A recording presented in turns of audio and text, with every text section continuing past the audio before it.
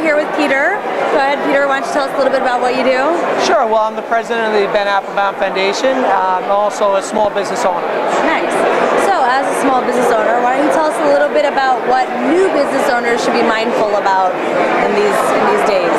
Sure. You know, one of the things that small business owners got to think about is, branding out of the gate. And the biggest mistake they make is they don't really consider themselves a brand.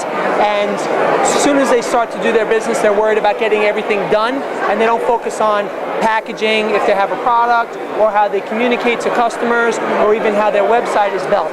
And a brand is a promise, your commitment of how you're going to deliver things, what you're going to be doing for your customers. And early on, it's important to build that versus waiting too long and then all of a sudden it's too late.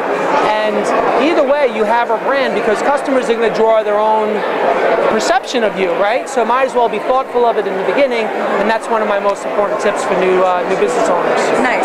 And so what do you think some of the benefits could be with having a very strong brand and a well thought out concept? Sure. Well, one of the things that you'll definitely get is the business is an entity and it's not just one person, right? So for instance, you are not Apple, like Apple is a product. I mean, that's obviously a very big example, but whatever it may be, the brand has a life of its own versus just being an individual.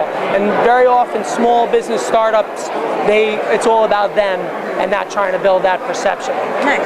So you mentioned Apple. Can you maybe tell us a couple of your favorite brands and why you think that they are so successful? Sure. Well, I think the most important thing with brands is to stay loyal to what they do, right? So for example, Apple, they're focused on their thing.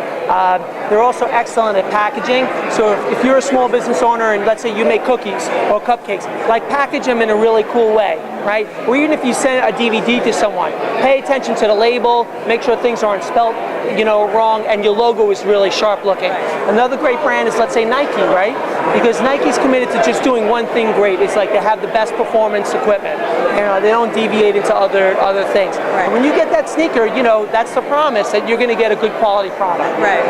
So the details. Exactly, the details. And we can learn a lot from the big brands, translating it down to, the startup, even the nonprofit as well. Nice. Great. Well, thank you so much. That was very insightful. Sure. I wanted to add one other thing.